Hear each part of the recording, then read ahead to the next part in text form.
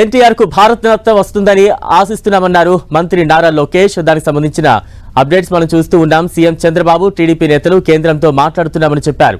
ఎన్టీఆర్ వర్ధంతి సందర్భంగా మంత్రి నారా లోకేష్, నారా భువనేశ్వరి కలిసి ఎన్టీఆర్ ఘాట్ వద్ద నివాళులర్పించారు.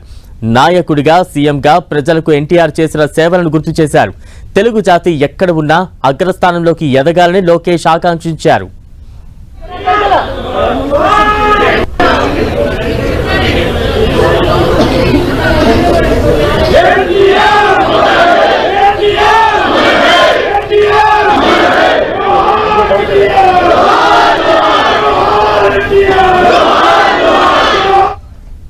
₹2 కిలో బియ్యం కానివ్వండి, పటేల్ పట్వారీ వ్యవస్థ రద్దు చేస్తాం కానివ్వండి, మహిళలకి ఆస్తుల్లో సమాన హక్కు కల్పిస్తాం కానివ్వండి, ఇట్లా అనేక సంస్కరణలు తీసుకొచ్చారు అన్నా ఎన్టీఆర్.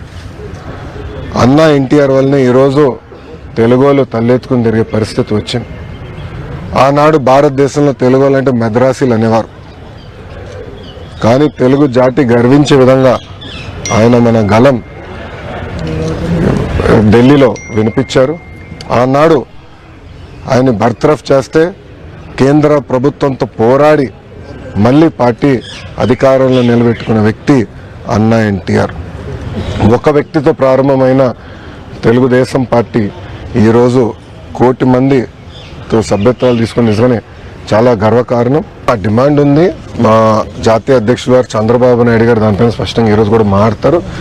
ఆ డిమాండ్ ఉంది. మేము కేంద్ర ప్రభుత్వంతో కూడా మాట్లాడుతున్నాం.